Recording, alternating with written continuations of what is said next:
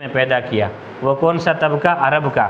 پھر عرب میں بھی بہت سارے خاندان اور قبیلے ہیں۔ حضور صلی اللہ علیہ وسلم نے فرمایا کہ اللہ تعالیٰ نے مجھے عدنان میں منتخب فرمایا۔ پھر عدنان میں بھی بہت سارے خاندان اور قبیلے ہیں۔ پھر حضور صلی اللہ علیہ وسلم نے فرمایا مجھے اللہ تعالیٰ نے قریش میں سے پیدا کیا۔ قریش میں سے بھی بہت سارے خاندان ہیں، بہت ساری شاخیں نکلتی ہیں، لیکن قریش میں بھی مجھے اللہ تعالیٰ نے ہاشم کے اندر پیدا کیا، اور میں چنانچہ ہاشم کے بیٹے عبد المطلب کے بیٹے عبداللہ کا بیٹا ہوں۔ یہ حضور صلی اللہ علیہ وسلم نے اس طرح فرمایا اپنے خاندان کے بارے میں، اور فرمایا کہ انا سید ولد آدم ولا فخر، میں آدم علیہ السلام کی نسل میں سے اس خاندان سے ہوں جو ان تمام خاندانوں کی کیا ہے؟ سردار شاخ ہے۔ تو مجھے اس نسبت کے اوپر کوئی فخر نہیں ہے، لیکن میں سردار ہوں سب کا۔ اور ایک اور حدیث سے حضور صلی اللہ علیہ وسلم نے فرمایا کہ عدنان کے بھی بہت سارے خاندان تھے، اللہ تعالیٰ نے مجھے کس سے پیدا کیا؟ قریش سے، پھر قریش سے ہاشم میں سے، اور ہاشم میں سے عبد المطلب کے خاندان سے اللہ تعالیٰ نے مجھے پیدا کیا۔ ایک اور حدیث ہے، وہ یہ ہے کہ حضرت جبرائیل امین علیہ السلام کو اللہ تعالیٰ نے بھیجا زمین پر کہ مشرق سے لے کر مغرب تک، جنوب سے لے کر شمال تک پر مار کے دیکھو، مخلوقات میں سے آپ کو جو بھی اچھا خاندان لگے اس میں سے اپنا آخری نبی منتخب کر لو۔ تو پوری روئی زمین کو دیکھا، اس میں سے حضرت جبرائیل کو میرا خاندان لگا، اور میرے خاندان میں سے بھی مجھے منتخب کیا آخری نبوت کے لیے اور آخری رسالت کے لیے۔ یہ چند حدیثیں ہیں حضور پاک صلی اللہ علیہ وسلم کی حضور صلی اللہ علیہ وسلم کی اپنے خاندان کے بارے میں۔ نسب اور خاندان یہ ہے، حضور صلی اللہ علیہ وسلم کے بیٹے اور بیٹیوں کے نام ہیں ام کلثوم، رقیہ، زینب، حسن و حسین، فاطمہ، پھر محمد ابن عبداللہ، پھر عبد المطلب، پھر ہاشم بن عبد مناف بن قصی بن عدنان بن اسماعیل علیہ السلام۔ یہ بہت ہی شارٹ کر کے یہاں پہ رکھا گیا ہے درخت کے اندر، ٹھیک ہے۔ آگے وہی خاندان اسماعیل علیہ السلام کا تعارف آپ کے سامنے آ گیا کل، ٹھیک ہے۔ اس کے بعد عدنان کا تعارف بھی یہ ہے کہ یہ حضرت اسماعیل علیہ السلام کے خاندان میں سے ہیں، حضور پاک صلی اللہ علیہ وسلم کے نامور داداؤں میں سے دادا ہیں۔ اس کے بعد آتا ہے تعارف قصی کا، یہ حضور صلی اللہ علیہ وسلم کے دادا ہیں۔ اب یہ چند ناموں کا انتخاب کیوں کیا گیا؟ حضرت اسماعیل سے لے کر حضور تک جتنے بھی لوگ ہیں وہ کعبے کے والی بنے ہیں، یعنی کعبے کی جو چابی ہے ان کے ہاتھ میں آئی ہے، بڑے بڑے سردار گزرے ہیں۔ سب سرداروں کا تعارف اس لیے نہیں رکھا جاتا کہ ایک تو وقت بہت زیادہ لگے گا، چند کا انتخاب ہم نے اس لیے کیا ہے کہ ان چند داداؤں کا ایک بہت بڑا کردار تھا، یعنی ایک ادارہ ہے اس کے اندر کتنے ہی محتمم آتے جائیں، ناظم آتے جائیں، لیکن نام اس کا ہی گونجے گا جس کا کوئی انقلابی قدم اٹھایا گیا ہو۔ تو یہ قصی کا نام ہم نے اس لیے سامنے رکھا ہے کہ قصی کا جو کردار تھا مکے کے اندر وہ بہت ہی بڑا انقلابی کردار تھا، بہت شریف النسب انسان تھے، سخی انسان تھے۔ ان کا کردار یہ تھا کہ انہوں نے پہلا قدم یہ کیا کہ اس سے پہلے جتنے بھی سردار آئے انہوں نے اس طرح کا کوئی قدم نہیں اٹھایا۔ وہ یہ اٹھایا انہوں نے کہ قریش کے جتنے بھی خاندان تھے وہ سب مکے کے باہر، کوئی ایک پہاڑی کے اوپر چند گھر ہیں، کوئی دوسری پہاڑی کے اوپر چند گھر ہیں، کوئی تیسری پہاڑی کے اوپر چند گھر ہیں، یعنی بکھرے ہوئے قبیلے تھے قریش کے، سینکڑوں قبیلے تھے لیکن بکھرے ہوئے تھے، کوئی ان کا اتفاق نہیں تھا، کوئی ان کا اتحاد نہیں تھا۔ قصی کے ہاتھ میں جب کعبے کی چابیاں ملی ہیں تو قصی نے کیا کیا؟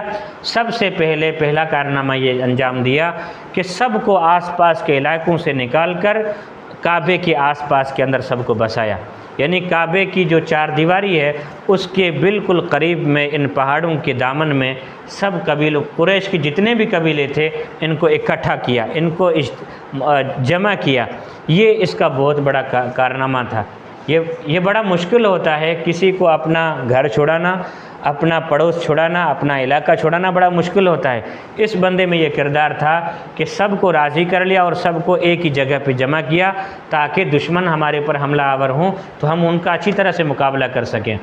اور ہمارا اتفاق اور اتحاد قائم رہے اور ہم اچھی طرح سے کعبے کی خدمت کر سکیں، تاکہ اس کعبے کا طواف کرنے کے لیے دنیا کے کونے کونے سے لوگ آ کر یہاں آنے شروع ہو جائیں۔ تو قصی کا بڑا کردار کیا تھا؟ انہوں نے منتشر قبائل کو جمع کر کے یہاں پہ کعبے کے آس پاس میں جمع کیا۔ اس کا دوسرا بڑا کردار یہ تھا کہ انہوں نے دارالندوہ قائم کیا، کعبے کے پاس دارالندوہ قائم کیا۔ دارالندوہ کی عمارت حضور صلی اللہ علیہ وسلم کے دور تک بھی محفوظ تھی، اور حضور صلی اللہ علیہ وسلم کو قتل کرنے کی جو سازش کی گئی تھی جب حضور صلی اللہ علیہ وسلم ہجرت کے لیے باہر جا رہے تھے، وہ آپ کے سامنے آئے گا انشاءاللہ۔ مدینہ جا رہے تھے تو اس وقت یہ جو ان کا مشورہ ہوا کہ رات کو پہرا دیا جائے، 100 نوجوان پہرا دیں، اور جیسے ہی باہر نکلے تو یک بارگی اس کے اوپر حملہ کر کے اس کو ختم کر دیں۔ یہ بھی قصی کی قائم کردہ اس جو ہے دارالندوہ، اس میں یہ فیصلہ ہوا تھا۔ بہرحال اس نے اچھی نیت سے یہ دارالندوہ قائم کی تھی۔ دارالندوہ کیا ہے؟ ایک اسمبلی ہال ہے، اس دور کا ایک اسمبلی ہال ہے، جیسے وطن عزیز پاکستان کے اندر اسمبلی ہے، اس میں مختلف علاقوں سے جو ایم این ایز ہیں، ایم پی ایز ہیں، اپنے اپنے ڈسٹرکٹ ہیڈ کوارٹرز کی کیا کرتے ہیں، وہاں پہ ترجمانی کرتے ہیں، اس کے حقوق کی بات کرتے ہیں۔ تو اس نے ایک دارالندوہ قائم کیا، ایک عمارت اور ایک ہال قائم کیا، تاکہ اس ہال میں مختلف قبیلوں کے سردار آ کر اپنے علاقوں کے یا اپنے قبیلوں کے حقوق رکھیں، باتیں رکھیں، اور کوئی بھی ہم بڑا فیصلہ کریں وہ سب کے اجتماعی مشورے سے وہ فیصلہ ہو۔ کسی کی شادی کا مشورہ ہو وہ بھی یہیں پر ہو، اور کسی کی غمی کا جو مشورہ ہو وہ بھی یہیں پر ہو، کسی کے ساتھ جنگ کرنی ہو وہ بھی یہیں پر مشورہ کر کے کریں، اور کسی کے ساتھ اتفاق اور اتحاد قائم کرنا وہ بھی یہیں پر مشورہ کر کے کریں۔ یعنی بہت سارے کاموں کے لیے انہوں نے ایک بڑی اسمبلی بنائی جس کو دارالندوہ کہا جاتا ہے۔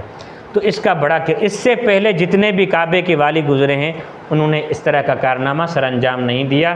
اس نے یہ کارنامہ سر انجام دیا کہ مختلف کمیٹیاں بنائی، ان کمیٹیوں کو تشکیل کر کے وہاں پہ بٹھایا، اور سب کے اتفاقی فیصلے سے یہ کام کیا کرتے تھے۔ تو اس کے اوپر تمام قریشی قبیلوں کا ایسا اتفاق ہو گیا، ان کو اتنی بڑی اہمیت کی نگاہ سے دیکھتے تھے، اور ویسے بھی یہ شراب سے، زنا سے اور اس طرح کی بری اور خرافات سے بہت زیادہ دور رہا کرتے تھے۔ یعنی جو فطرت کی آواز تھی اس کے اوپر لبیک کہتے ہوئے، یعنی اس دور میں نماز تو تھی نہیں، اسلام کے احکامات تو تھے نہیں، جاہلیت کا دور تھا۔ بہرحال ایک شریف النسب خاندان میں ایک انسان میں جو اچھی صفتیں ہوتی ہیں وہ اس بندے میں تھی۔ اس لیے ہم نے سوچا کہ قصی کا بھی آپ کے سامنے ایک تعارف رکھیں۔ تو قصی کا نام آپ کے سامنے آج کے بعد جب بھی آئے تو اس کی جو 2 بڑی خدمات ہیں وہ آپ کے ذہن میں آنی چاہیے۔ کون سی بڑی خدمات؟ ایک تو یہ ہے کہ منتشر قبائل کو جمع کیا، اور نمبر 2 دارالندوہ قائم کیا۔ ندوہ کا معنی ہے مشاورتی کمیٹی، وہ قائم کی، اور اس میں قریش قبیلوں کے چھوٹے بڑے جو بھی فیصلے ہوتے تھے اس دارالندوہ میں ہوا کرتے تھے۔ آگے چلتے ہیں۔ عبد مناف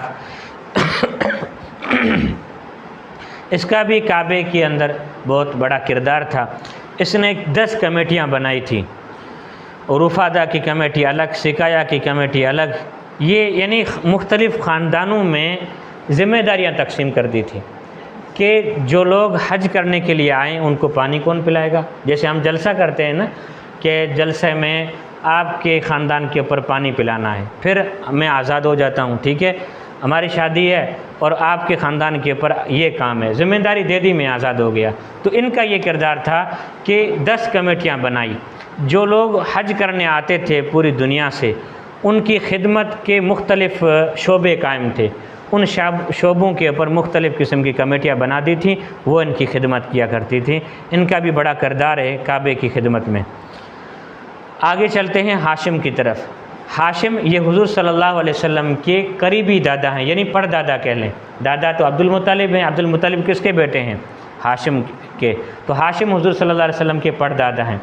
ہاشم کے کتنے بڑے کردار ہیں؟ 3 بڑے کردار ہیں۔ پہلا کردار یہ، اچھا ہاشم کو ہاشم کیوں کہتے ہیں؟ اس کا نام عمر تھا، ہاشم کیوں پڑھا؟ ہاشم حشم سے ہے۔ حشم کا معنی عربی میں کہتے ہیں کہ شوربے کے اندر روٹیوں کے ٹکڑے کر کے اس کو بھگونا اور اس کی سرید یا اس کو کیا کہتے ہیں سندھی میں چونکٹی ٹھائی، یعنی اس کو سرید بنا کر کھلانا۔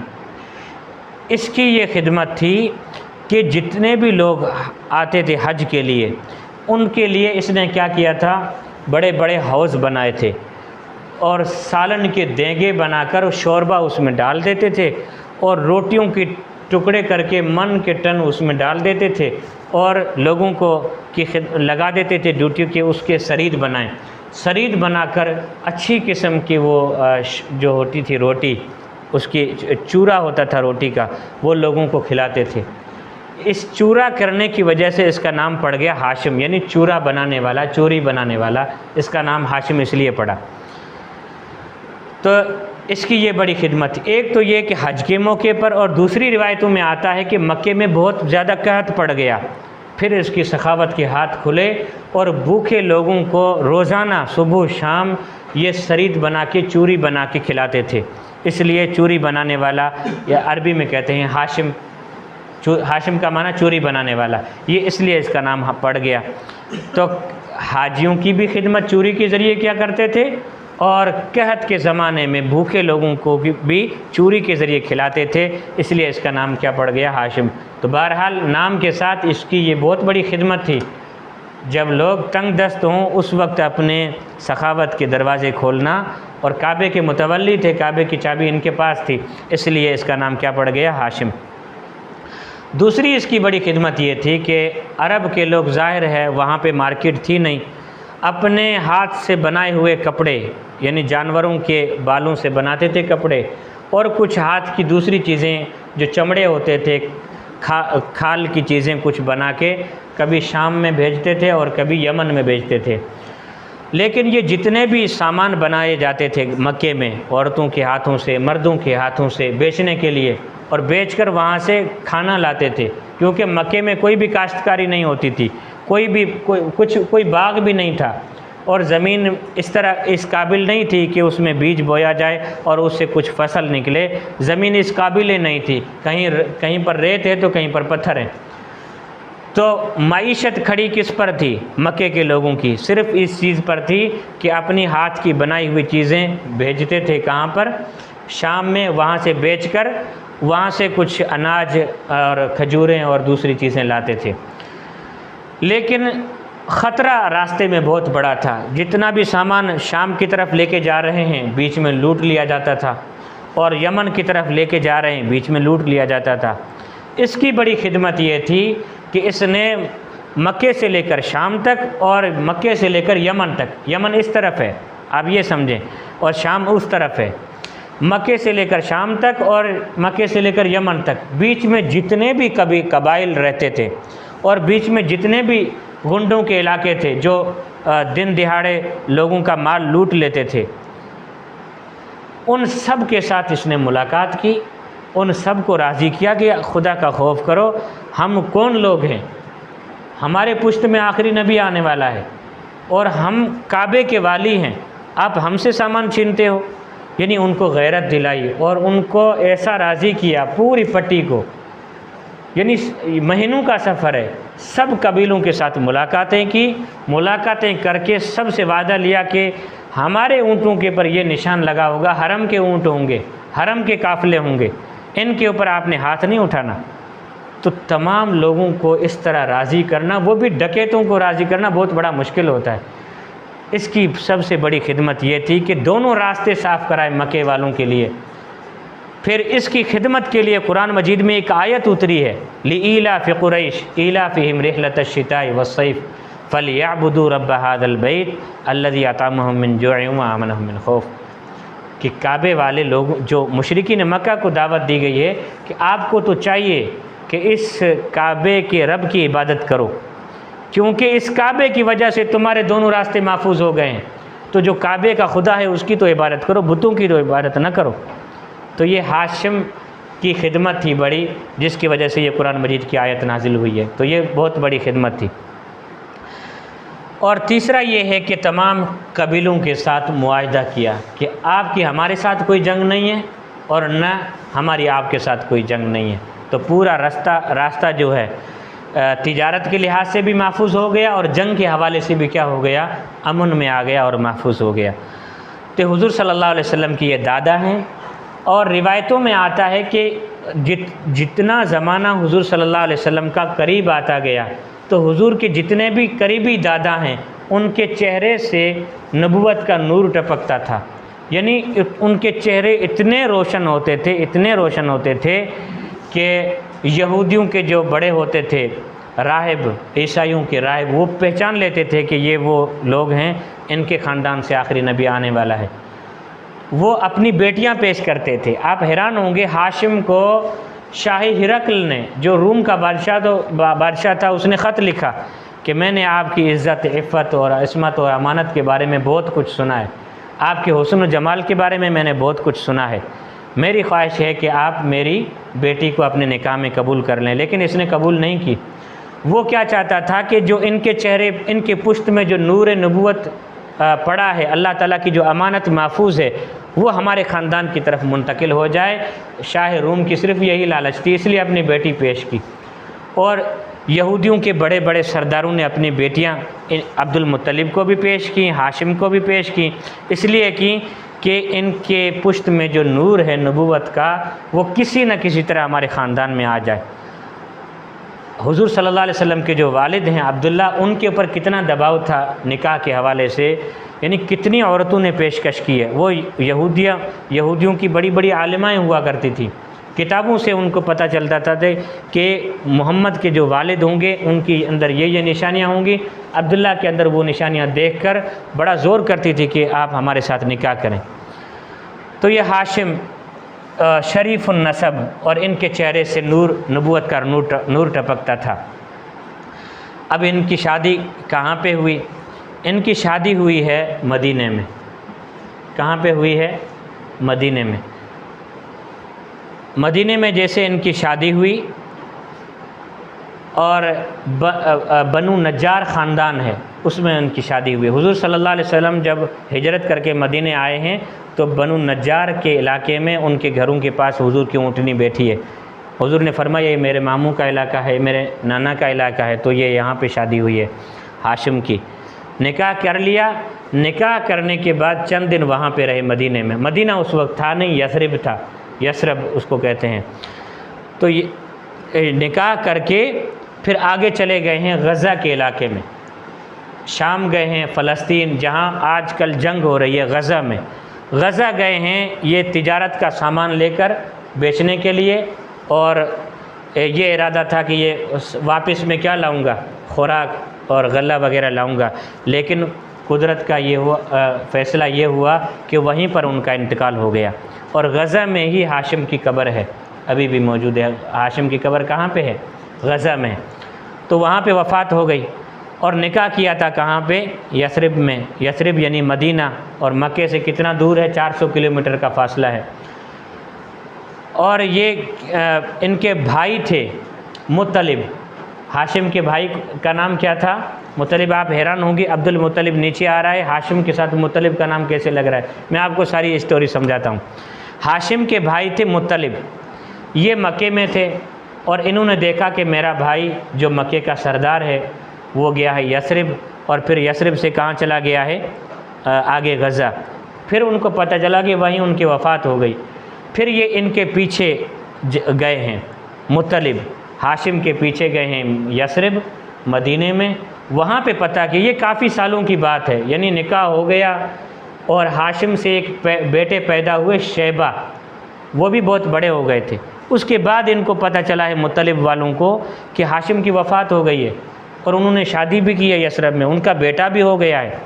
یہ مدینہ پہنچے مطلب، اور مدینہ کے لوگوں سے پوچھا کہ ہمارا بھائی ہاشم یہاں پہ آیا تھا؟ لوگوں نے کہا آیا تھا، یہاں پہ نکاح بھی کیا ہے، یہ ان کی بیوی ہیں، سلمہ ان کا نام ہے، اور یہ ان کے بیٹے ہیں، مطلب اس کا نام، شیبہ اس کا نام ہے، یہ ان کے بیٹے ہیں۔ تو بڑا افسوس ہوا، بڑے حیران ہوئے، اور پھر اس عورت کے ساتھ بات کی کہ یہ شیبہ میرے بھائی کا بیٹا ہے، آپ ہماری بھابھی ہیں، یعنی میرے بھائی کی بیوی ہیں، آپ ہمارے ساتھ چلیں۔ تو سلمہ نے صاف انکار کر دیا کہ ہمارا علاقہ یہی ہے، اس نے ہمارے ساتھ شادی کی، اور اس سے یہ بیٹا پیدا ہوا ہے، قدرت کا فیصلہ ہے کہ اس کی وفات ہو گئی غزہ میں، لیکن میں آپ کے ساتھ چلنے کے لیے تیار نہیں ہوں۔ تو مطلب نے کہا اپنے بیٹے کو تو چھوڑو، اور یہ اس کا بیٹا ہے، ہمارے یعنی قبیلہ ہے بہت بڑا ہاشم کا، وہ سردار ہے مکے کا، کعبے کی چابیاں اس کے ہاتھ میں تھی، یہ ان کا بیٹا ہے، آپ ہمارے حوالے کریں گی تو یہ کیا ہوگا، یہ کعبے کا والی ہوگا، اس کے ہاتھ میں کعبے کی چابیاں آئیں گی، یہ سردار بنے گا۔ سلمہ نے اس شرط کے اوپر، اس بات کے اوپر دے دیا، کیونکہ کعبے کی عزت تمام کفار کے ذہن میں بھی بہت بڑی تھی، تو یہ شیبہ دے دیا کس کو، مطلب کو۔ شیبہ کی حالت یہ تھی اس دور میں، کیونکہ یتیم تھے، باپ کی وفات ہو گئی، شیبہ کے کپڑے پھٹے ہوئے تھے، سر میں مٹی تھی، اور خستہ حال جو یتیم بچہ ہوتا ہے اس طرح کا تھا۔ شیبہ کا معنی ہے سفید بالوں والے، اس کے سر میں کچھ بال سفید تھے، اس لیے اس کو شیبہ کہتے ہیں۔ اونٹ کے اوپر پیچھے بٹھا دیا مطلب نے، جب پیچھے بٹھایا تو لیتے ہوئے کہاں پہ پہنچے، مکے کے قریب پہنچے۔ جب مکے کے قریب پہنچے تو مکے کے لوگوں نے پوچھا کہ آپ کے پیچھے یہ کون ہے، تو صاف تو نہیں بتا سکتے تھے نا، میرے بھتیجے ہیں، میرے بھائی کے بیٹے ہیں، شرم کی وجہ سے، کیونکہ اگر یہ کہتے کہ یہ میرے بھتیجے ہیں تو لوگ تانا دیتے کہ بھئی ایک سردار کے بیٹے ہیں اور آپ کے بھتیجے ہیں، اور کپڑوں کی یہ حالت، سر کی یہ حالت، تو شرم کی وجہ سے کیا بولا کہ یہ میرے غلام ہیں۔ تو غلام کو عربی میں کیا کہتے ہیں، عبد کہتے ہیں۔ تو لوگوں نے اس وقت مشہور کر دیا کہ عبد المطلب، یعنی مطلب کے غلام، عبد المطلب، عبد المطلب۔ پھر اتارا ہے اونٹ سے، گھر میں لے کے گئے ہیں، صاف کپڑے پہنائے، بال بنوائے وغیرہ، خوشبو وغیرہ لگا کے باہر نکالا، پھر کہا کہ یہ میرے بھتیجے ہیں۔ تو لوگوں نے جو پہلے زبان کے اوپر بات چڑھ گئی نا، عبد المطلب، عبد المطلب، عبد المطلب، لوگوں کے ذہن میں وہی ہو گیا۔ تو یہی وہ عبد المطلب ہیں جو حضور صلی اللہ علیہ وسلم کے دادا ہیں، جو پہلے کیا تھے، شیبہ تھے، اور ہاشم کے بیٹے کیا تھے، شیبہ تھے، پھر مطلب کے ساتھ آئے ہیں عبد المطلب بن کر مکے میں، اور پھر یہ مکے کے بڑے سردار بنے ہیں، اور ان کی بھی ہسٹری الگ ہے، ان کی بھی بڑی تاریخ ہے عبد المطلب کی۔ عبد المطلب کے بارے میں بھی ہم بات کریں گے۔ تو یہ نشان دیکھ رہے ہیں آپ، غزہ کا علاقہ ہے، یہ دوبارہ نشان لگ رہا ہے، دیکھ رہے ہیں نشان، یہ غزہ، یہاں پہ ہاشم کی وفات ہوئی ہے۔ اردن، معاون، القدس، یروشلم، یہ یہاں پہ جنگ چل رہی ہے آج کل غزہ میں۔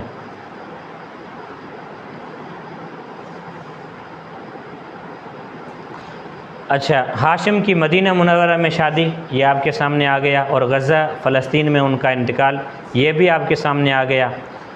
شیبہ سے عبد المطلب تک کا سفر کیسا رہا، وہ بھی آپ کے سامنے آ گیا، اور عبداللہ کی شادی اور انتقال۔ اب آتے ہیں، عبد المطلب کی بھی بڑی تاریخ ہے، وہ ہم دوسری طرح سے بیان کریں گے۔ حضور صلی اللہ علیہ وسلم کی پیدائش سے پہلے 3 قسم کی نشانیاں ظاہر ہوئی ہیں، یہ بڑا جلدی کر دیا ہے لیکن ہم پیچھے چلتے ہیں۔ عبد المطلب کی کچھ تاریخ پڑھ لیتے ہیں۔ عبد المطلب حضور صلی اللہ علیہ وسلم کے دادا ہیں۔ عرب کے لوگ برکت کے لیے، جب بارش نہیں آتی تھی تو برکت کے لیے کیا کرتے تھے، عبد المطلب کو سبیرہ پہاڑ کے پاس لے جاتے تھے، اور عبد المطلب کے واسطے سے دعا مانگتے تھے تو بارش ہو جاتی تھی، اور ان کے چہرے سے نور نبوت جو ہے وہ ہاشم سے بھی زیادہ چمکتا تھا، اور لوگ ان کی عزت اتنی کرتے تھے، اتنا احترام کرتے تھے کہ انسان دنگ رہ جائے۔ عبد المطلب، اور عبد المطلب کے ہاتھ پہ اللہ تبارک و تعالیٰ نے بڑے بڑے کارنامے دکھائے ہیں، کہ زمزم ان کے ہاتھوں پر ظاہر ہوا ہے، کہ حضور صلی اللہ علیہ، میں نے آپ کو کہا تھا نا کہ حضور صلی اللہ علیہ وسلم کی پیدائش سے پہلے 3 نشانیاں ظاہر ہوئی ہیں بہت بڑی، ویسے تو بہت بڑی نشانیاں ہیں لیکن 3 نشانیوں کو ہم آج پڑھیں گے۔ پہلی یہ ہے کہ عبد المطلب کے ہاتھ کے اوپر اللہ تعالیٰ نے زمزم کو ظاہر کیا، کیونکہ زمزم کا کنواں بالکل مٹی کے نیچے آ چکا تھا، اور اس کے اوپر باقاعدہ پہاڑ بن چکے تھے، یہاں اس طرح ریت آ چکی تھی، صدیوں سے لوگوں کو پتہ ہی نہیں چلا، لوگوں کے ذہنوں سے بھول گیا تھا کہ کوئی زمزم تھا جو نیچے آ گیا ہے، اور جب نیچے آ گیا ہے تو کہاں پہ ہے، کسی نے کھودنے کی بھی کوئی کوشش نہیں کی۔ یہ زمزم نیچے کب آیا اس کی بھی بڑی تاریخ ہے۔ حضرت اسماعیل علیہ السلام کا خاندان کون سا تھا؟ عدنان۔ پھر عدنان کے بعد بنو جرہم جو ہیں حضرت اسماعیل علیہ السلام کے سسرال والے، ان کی بھی کشمکش ہو گئی، ان کا جھگڑا ہو گیا حضرت اسماعیل علیہ السلام کے خاندان کے ساتھ۔ پھر جھگڑا ہوا، جھگڑے کے نتیجے میں کیا ہوا، یہ سارے لوگ بھاگ گئے کس طرف؟ فلسطین کی طرف۔ پیچھے انہوں نے کیا کیا، جو زمزم کا کنواں تھا اس کے اندر کعبے کی بڑی بڑی نشانیاں، حجر اسود دوسری ساری نشانیاں اندر پھینک دی اور اس کے اوپر مٹی ڈال دی، اور یہ زمزم کا کنواں دب گیا۔ حضرت عبد المطلب جو حضور صلی اللہ علیہ وسلم کے دادا ہیں، اس زمانے میں اللہ تعالیٰ کا ارادہ ہوا کہ اب آخری نبی پیدا ہونے والے ہیں، ان کے لیے کیا ہونا چاہیے؟ زمزم ظاہر ہونا چاہیے۔ تو عبد المطلب کہتے ہیں کہ ایک رات میں کعبے کے سائے میں سویا ہوا تھا حتیم کے پاس، مجھے خواب میں آیا کوئی کہنے والا کہہ رہا ہے احفر برہ، یعنی برہ کو کھودو۔ تو میں نے کہا برہ کیا چیز ہے؟ جیسے ہی آنکھ کھلی تو وہ شخص غائب ہو گیا۔ دوسری رات بھی وہی خواب دیکھا، مجھے خواب میں سنائی دیا احفر طیبہ، طیبہ کو کھولو۔ تو میں نے پوچھا طیبہ کیا چیز ہے؟ جیسے ہی آنکھ کھلی وہ شخص غائب ہو گیا۔ تیسری رات بھی وہی خواب دیکھا، احفر مظنونہ کو کھودو۔ یہ سارے زمزم کے نام ہیں۔ پھر پانچویں رات یہ خواب دیکھا احفر زمزم کو کھودو۔ پھر میں سمجھ گیا کہ زمزم وہ ہے جو حضرت اسماعیل علیہ السلام کے پاؤں سے ظاہر ہوا تھا، اور ہمارے باپ داداؤں سے اس کی کہانیاں ہم نے سنی، اور آج کل کوئی پتہ نہیں ہے کہاں پہ ہے۔ اللہ تعالیٰ ہو سکتا ہے میرے ہاتھ پہ وہ زمزم ظاہر کر دے۔ صبح اٹھے اور پھر اللہ تعالیٰ سے دعا مانگی کہ میرے لیے وہ جگہ ظاہر کر دے جہاں پہ وہ زمزم ہے۔ تو خواب میں وہی جگہ بھی دکھائی دی کہ فلاں دو بت ہیں، اس کے بیچ میں پرندہ دانے چگ رہا ہوگا، تو دانے جہاں پہ وہ پرندہ چگ رہا ہوگا وہاں پہ زمزم کو کھودو، نکل آئے گا۔ تو عبد المطلب کے پاس اس وقت صرف ایک بیٹے تھے حارث۔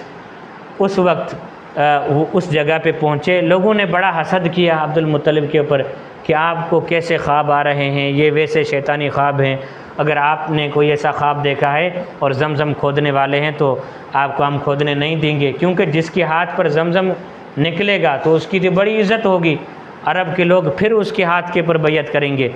تو دوسرے قبیلے نہیں چاہتے تھے کہ عبد المطلب کو یہ بڑا شرف حاصل ہو۔ تو عبد المطلب وہاں آئے، کدال اور پاوڑا لے کر اس کو شروع ہو گئے، اور کافی دیر کے بعد، کچھ دنوں کے بعد کوئی نشانیاں ظاہر ہوئیں، حجر اسود اور اس دور کے سکے جو نیچے پڑے ہوئے تھے وہ باہر نکلے، اور نیچے وہ پانی ابل کے باہر آ گیا۔ اس وقت اس نے نعرہ لگایا تکبیر کا، اور اس کے ساتھ ہی حوض بنا دیے۔ تو یہ زمزم کس کے ہاتھ پہ ظاہر ہوا؟ حضرت عبد المطلب کے ہاتھ پر۔ تو میں نے آپ کو بتایا تھا کہ حضور صلی اللہ علیہ وسلم کے پیدائش سے پہلے 3 بڑی نشانیاں، ویسے تو بہت زیادہ ہیں لیکن ہم وقت مختصر ہے اس لیے ہم کتنے نشانیاں یاد کریں گے؟ 3، تاکہ یاد کرنے میں آسانی ہو۔ تو حضور صلی اللہ علیہ وسلم کی پیدائش سے، کیونکہ جو مہمان آنے والا ہے تو مہمان کو دیکھنے کے لیے جو دنیا آئے گی تو دنیا کے اکرام کے لیے پانی بھی تو ہونا چاہیے یا نہیں ہونا چاہیے؟ بھئی ہم شادی کی کوئی دعوت کرتے ہیں تو پانی کا انتظام پہلے کرتے ہیں یا نہیں؟ تو یہ انتظام ہو رہے ہیں آخری نبی کے پیدا ہونے سے پہلے، اللہ تعالیٰ انتظام کر رہے ہیں کہ ایک نبی پیدا ہوگا، اس نبی کو دیکھنے کے لیے اس کی دعوت کے اوپر لبیک کہنے والے لوگ دنیا کے کونے کونے سے آئیں گے، اور ابھی مکے میں تو کوئی پانی ہی نہیں ہے، پھر سے وہ پانی ظاہر ہو جو اسماعیل علیہ السلام کی ایڑیوں سے نکلا تھا، جس کو پینے کے لیے جرہم قبیلے کے لوگ آئے تھے۔ تو اس طرح کے قبیلے دوسرے بھی پیاسے آئیں گے پینے کے لیے، تو پانی کا انتظام ہونا چاہیے۔ تو ہاشم کے دور میں بھی نہیں ہوا، عبد مناف کے بھی دور میں بھی نہیں ہوا، قصی کے دور میں بھی نہیں ہوا، صدیاں گزر گئیں، کسی کے بھی ہاتھ پہ وہ پانی ظاہر نہیں ہوا۔ اللہ تعالیٰ نے بہت ہی قریبی زمانے میں حضرت عبد المطلب کے ہاتھ پر، جناب عبد المطلب کے ہاتھ پر وہ پانی ظاہر کیا زمزم کا۔ یہ کنواں صدیوں سے دب گیا تھا نیچے، پھر ظاہر ہوا۔ تو حاسدین نے کیا کیا، حسد کرنے والوں نے کیا کیا، روزانہ حوض خراب کر کے جاتے تھے، یعنی اس میں پیشاب کر جانا، یہ کر جانا، تاکہ عبد المطلب کی عزت خراب ہو۔ حسد کرنے والے کرتے ہیں۔ پھر عبد المطلب نے دعا مانگی ہے الہ العالمین کہ جو اس سے میں پانی پینے والوں کے لیے، جو پیتے ہیں صرف ان کے لیے یہ حوضیں حلال کرتا ہوں، جو نہاتے ہیں ان کے لیے میں حرام کرتا ہوں۔ تو پھر جو لوگ خراب کرنے کی نیت سے نہاتے تھے نا پانی کے اندر، تو اس کو کوئی نہ کوئی بیماری لگ جاتی اور چند دنوں میں مر جاتا۔ پھر اس طرح لوگ ہٹے ہیں حسد سے۔ تو عبد المطلب کے ہاتھ کے اوپر بڑی نشانی یہ ظاہر ہوئی جب یہ کنواں کھود رہے تھے۔ دوسری نشانی ظاہر ہوئی ہے، وہ بھی آپ کے سامنے پیش کرتا ہوں کہ کنواں جب کھود رہے تھے زمزم کا، اس وقت بیٹے تھے ایک، کام کر کر کے خود بھی تھک جاتے، بیٹا بھی تھک جاتا۔ اس وقت دل میں بات آئی کاش میرے پاس 5 بیٹے ہوتے، 8 بیٹے ہوتے، 10 بیٹے ہوتے، کوئی بات تھی، ہم آسانی سے 1-2 دن میں کنواں کھود لیتے۔ اس وقت دل میں بات آئی، اللہ سے دعا مانگی کہ الہ العالمین مجھے اگر آپ 10 بیٹے دیں گے تو 1 بیٹا آپ کی راہ میں قربان کر دوں گا۔ یہ زمزم کا کنواں کھودتے وقت اس نے نظر مانی ہے، باسن جاؤں نظر ماننا، انہوں نے نظر مانی ہے۔ تو اس وقت نظر قبول ہوئی اور کچھ عرصے کے بعد، چند سالوں کے بعد 10 بیٹے بھی اس کو مل گئے، 10 بیٹے بھی مل گئے۔ اور پھر حضرت وہ جو ہے نا نظر بھول گئے کہ 1 بیٹا قربان بھی کرنا ہے۔ تو اس وقت ایک مرتبہ وہاں کعبے کے پاس سوئے ہوئے تھے اور خواب آیا کہ وہ نظر پوری کرو جو آپ نے زمزم کا کنواں کھودتے وقت کی تھی کہ 1 بیٹا قربان کر دوں گا۔ آپ کے پاس 10 بیٹے آ گئے، 1 بیٹا قربان کر دو۔ اچھا، پھر آیا کاہنہ عورت کے پاس، کاہنہ کو بولا کہ اب ہم کیا کریں، یعنی جادوگر عورت ہوتی ہے، اس کے پاس آئے کہ ہم کیا کریں۔ تو اس نے کہا اللہ کی راہ میں قربان کر دو 1 بیٹا۔ پھر کس کو کروں، سب بیٹے تو راضی نہیں ہو سکتے نا۔ پھر کہا کہ ہم وہ قرعہ ڈالتے ہیں، پرچیاں ڈالتے ہیں۔ پرچیاں ڈالی تو اس میں عبداللہ کا نام آ گیا، سب سے چھوٹا بیٹا تھا، اور وہی حضور صلی اللہ علیہ وسلم کے بیٹے تھے۔ 45 ہو جائیں تو مجھے بتانا، ٹھیک ہے؟ وہی میرے حضرت کتنے ہوا تھے؟ 35 ہوئے نا، 32، ابھی ٹائم ہے 15 منٹ، ٹھیک ہے۔ اچھا، بار بار نام کس کا آ رہا ہے؟ عبداللہ کا۔ یہ حضور صلی اللہ علیہ وسلم کے والد ہیں۔ ذبح کرنے کے لیے کس کا نام آ رہا ہے؟ حضور کے والد کا نام آ رہا ہے، جس کی پشت میں اللہ کی آخری امانت محفوظ ہے۔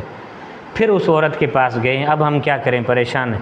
اچھا، ایسا بھی کیا، جیسے ہی عبداللہ کا نام آیا چھری اٹھائی، اس کو تیار کیا اور لے کے جا رہے ہیں اس جگہ پہ جہاں پہ حضرت اسماعیل کو حضرت ابراہیم نے ذبح کیا تھا، مذبح منا کے پاس لے گئے۔ وہاں پہنچے تو پیچھے قریش کے قبیلے آئے اور حضرت عبداللہ کی بہنیں اور ماموں سارے خاندان پیچھے لگ کے آئے۔ عبدالمطلب یہ کیا کر رہے ہو، خوابوں کے اوپر اس طرح تھوڑی کیا جاتا ہے، یعنی وہ وسوسے ڈالنے شروع کر دیے جو شیطان نے ڈالے تھے حضرت ابراہیم کو۔ عبدالمطلب نے کہا میں وعدے کا پکا ہوں، سچا ہوں، میں ابراہیم کے خاندان سے ہوں، اس نے اپنے بیٹا ذبح کرنے سے وہ پیچھے نہیں ہٹے، میں کیسے ہٹ سکتا ہوں؟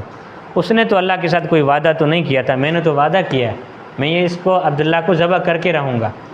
تو انہوں نے کہا چلو ہم کوئی حل نکالتے ہیں۔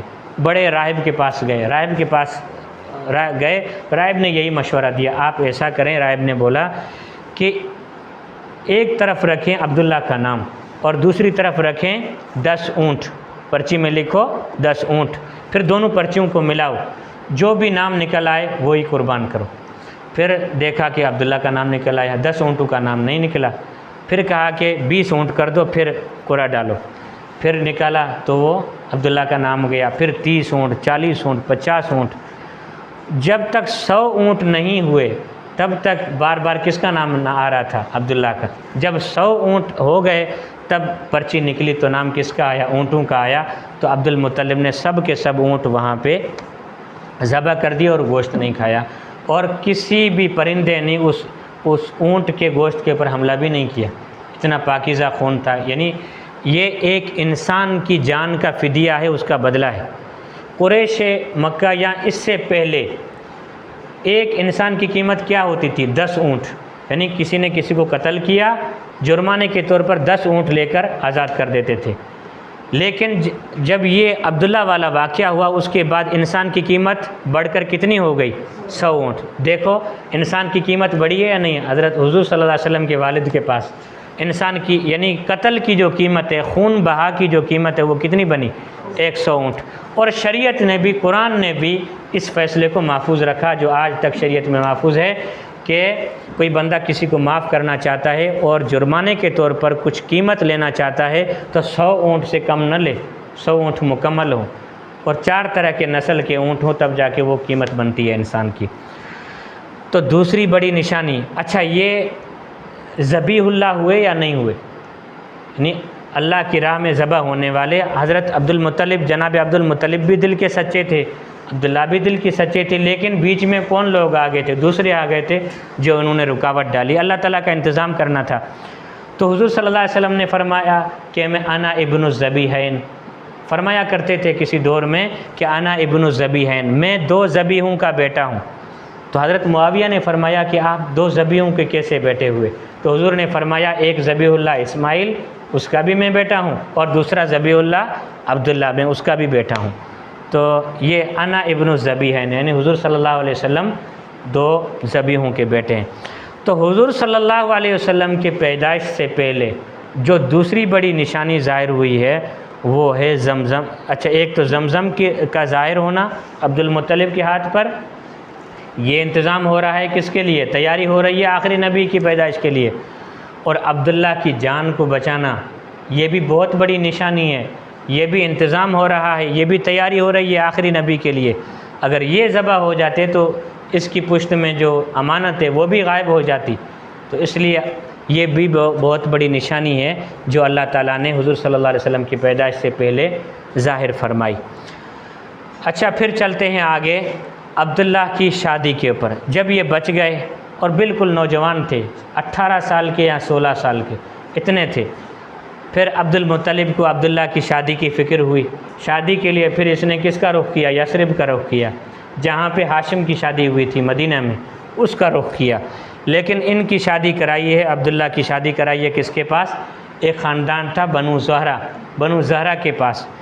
وہاں کی ایک لڑکی تھی آمنہ بنت وہب، اس کے خاندان میں اس کے پاس جا کے پیش کیا ہے عبداللہ کا رشتہ۔ انہوں نے دیکھتے ہی رشتہ قبول کر دیا، کیونکہ یہ کہاں کے رہنے والے تھے؟ مکے کے رہنے والے، شرف میں عزت میں سب سے بڑے تھے، تو جلدی انہوں نے قبول کر لیا۔ وہب کی بیٹی آمنہ کے ساتھ ان کا نکاح ہوا ہے۔ یہ بنو زہرہ ایک خاندان ہے، اس کے پاس ان کا نکاح ہوا ہے۔ جب عبد المطلب عبداللہ کو لے کے جا رہے تھے یثرب کے پاس، تو بیچ میں ایک میلہ لگا ہوا تھا۔ میلے میں عبداللہ کو ایک یہودی عورت نے دیکھا اور فرمائش کی کہ آپ میرے ساتھ شادی کریں تو میں آپ کو اتنے اونٹ دوں گی، یہ دوں گی، یہ ساز و سامان دوں گی، یہ دوں گی، وہ دوں گی۔ تو عبداللہ نے اس کے جواب میں کچھ اشعار پڑھے ہیں۔ تو ان اشعار میں یہ تھا کہ ہم نسلی لوگ ہیں، ہم خاندانی لوگ ہیں، ہم باپ دادا کے رضامندی کے بغیر اپنی مرضی سے شادی نہیں کرتے۔ دادا والد بھی ساتھ تھے، لیکن یہ اشعار انہوں نے پڑھے ہیں جو آج تک تاریخ میں محفوظ ہیں۔ نکاح ہوا، نکاح کے بعد ان کے ساتھ بھی یہی ہوا۔ یہ گئے ہیں یثرب سے نکاح کر کے۔ 2 روایتیں آتی ہیں۔ پہلی روایت یہ ہے کہ یثرب میں مدینے میں نکاح کیا، آمنہ کو لے کر مکے آئے، مکے میں کچھ وقت آمنہ کے ساتھ رہے، چند دن نہیں رہے تھے، پھر ارادہ ہوا کہ سامان لے کر بیچنے کے لیے کہاں جائیں؟ شام۔ یہ گئے ہیں شام، اور شام سے واپس آئے ہیں یثرب مدینہ میں آ کر ان کو کوئی دل کا دورہ پڑا یا کوئی بخار آیا، ایسی کوئی بیماری لگی کہ اس سے ان کی وفات ہو گئی۔ اور جو مسجد ہے ابھی مسجد نبوی، ابھی تو مسجد نبوی اتنی ہے کہ اس دور میں پورا مدینہ ہی اتنا تھا کہ وہاں ایک گھر ہے، وہاں پہ ان کی وفات ہوئی ہے، قبر بھی اب قبر ساری مسجد نبوی کے اندر آ گئی عبداللہ کی۔ بالکل روایتوں میں آتا ہے کہ 25 سال کی عمر میں ان کی وفات ہوئی ہے، یا بعض روایتوں میں آتا ہے کہ 15 سال، بعض روایتوں میں آتا ہے کہ 18 سال کی عمر میں ان کی وفات ہوئی ہے۔ جب وفات ہوئی اور ان کی اطلاع پہنچی ہے کس کو؟ آمنہ کو، تو آمنہ نے درد بھرے اشعار کہے ہیں۔ وہ کون سے؟ افا جانب البطحاء من ابن ہاشم وجاور لحدا خارجا فی الغمام دعته المنایا دعوة فاجابها وما تركت في الناس مثل ابن هاشم عشية راحوا يحملون مثل سريره تعاوره أصحابه في التزاحم فإن تك غائبته المنایا وريبها فقد كان معطاء كثير التراحم۔ اس کا ترجمہ یہ ہے، یعنی آمنہ نے عبداللہ کی وفات پر جو اشعار کہے ہیں وہ یہ ہیں۔ بطحا کی آغوش میں، بطحا کہتے ہیں یہ جو مدینہ ہے، یہ پورا جزیرۃ العرب اس کو بطحا بھی کہتے ہیں، تو عرب میں بطحا کے نام سے مشہور تھا۔ بطحا کی آغوش ہاشم کے صاحبزادے سے خالی ہو گئی۔ عبد المطلب کا نام نہیں لیا، عزت و تکریم کے لیے ہاشم کا نام لیا۔ بطحا کی آغوش یعنی بطحا جی جھولی ہاشم کے صاحبزادے سے خالی ہو گئی۔ وہ بانگ و خروش کے درمیان ایک لحد میں آسودہ خواب ہو گیا۔ اسے موت نے ایک پکار لگائی اور اس نے لبیک کہہ دیا۔ اب موت نے لوگوں میں ابن ہاشم جیسا نہیں چھوڑا، موت نے لوگوں کے جو زندہ لوگ ہیں ان کے درمیان میں ہاشم کے بیٹے جیسا کوئی بیٹا ہی نہیں چھوڑا، یعنی میرے شوہر عبداللہ جیسا کوئی بندہ ہی نہیں چھوڑا۔ کتنی حسرت ناک تھی وہ شام جب لوگ انہیں تخت پر اٹھائے لے جا رہے تھے دفن کے لیے۔ کتنی حسرت ناک تھی وہ شام جب لوگ انہیں تخت پر اٹھائے لے جا رہے تھے۔ اگر موت نے اور موت کے حوادث نے ان کا وجود ختم کر دیا ہے تو کیا ہوا؟ ان کے کردار کے نقوش نہیں مٹ سکتے۔ وہ دانا اور رحم دل تھے، ان کی دانائی اور رحم دلی دنیا میں محفوظ رہے گی انشاءاللہ تعالی۔ تو یہ حضرت عبداللہ جنہوں نے اپنے آپ کو اللہ کے لیے قربان کرنے کے لیے پیش کیا، تو ان کی جو دانائی ہے، ان کی جو رحم دلی ہے، ان کی اطاعت اور فرمان برداری ہے جو اپنے والدین کے لیے تھی، وہ تو دنیا میں گائی جائے گی قیامت کے صبح تک۔ یہ اشعار ہیں جو انہوں نے گائے ہیں۔ یہ کہانی ختم ہوئی ہے عبداللہ تک، حضور صلی اللہ علیہ وسلم کے والد تک۔ عبداللہ نے اپنے ترکے میں، اپنے ورثے میں کیا چھوڑا آمنہ کے لیے، اور حضور صلی اللہ علیہ وسلم کے لیے کیا چھوڑا؟ یہ چیزیں چھوڑی ہیں: 5 اونٹ، بکریوں کا ایک ریوڑ، یعنی بکریاں جو کچھ تعداد، ایک حبشی لونڈی۔ اب یہ لونڈی عرب میں کہتے ہیں خادمہ کو، یعنی جو خدمت کرتی ہے گھر میں کام کرنے والی، جس کو ہم ماسی کہتے ہیں آج کل، یعنی نوکرانی۔ یہ نوکرانی ہے جن کا نام برکت تھا۔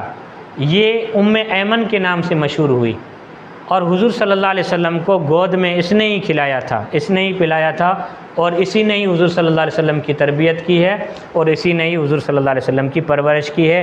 آپ دیکھیں گے کل یا پرسوں انشاءاللہ اس کا پھر سے تذکرہ آئے گا آمنہ کی وفات کے بعد ام ایمن کا، جنہوں نے حضور صلی اللہ علیہ وسلم کو اپنے گود میں کھلایا تھا۔ ٹھیک ہے، آگے چلتے ہیں تیسری نشانی، وہ انشاءاللہ کل پڑھیں گے۔ عام الفیل، یعنی حضور صلی اللہ علیہ وسلم کی وفات سے پہلے ایک بہت بڑا واقعہ ہوا ہے، بڑی نشانی ظاہر ہوئی ہے، عام الفیل یعنی ہاتھی والوں کا قصہ۔ ابرہ کا لشکر جو کعبے کے اوپر چڑھائی کے لیے آیا تھا، یہ حضور کی وفات سے، حضور کی ولادت سے، پیدائش سے صرف 50 دن یا 55 دن پہلے کا واقعہ ہے، یعنی 2 مہینے پہلے کا واقعہ ہے۔ اللہ تعالیٰ سے دعا ہے کہ حضور صلی اللہ علیہ وسلم کی سیرت پر عمل کرنے کی توفیق عطا فرمائے۔ الحمدللہ والصلاة والسلام علی رسول اللہ۔ اللہم اغفر لنا ذنوبنا واسرافنا فی امرنا وثبت اقدامنا وانصرنا علی القوم الکافرین۔ ربنا تقبل منا انک انت السمیع العلیم وتب علینا انک انت التواب الرحیم۔ صلی اللہ تعالی علی خیر خلقہ محمد وعلی آلہ وصحبہ اجمعین، آمین برحمتک یا ارحم الراحمین۔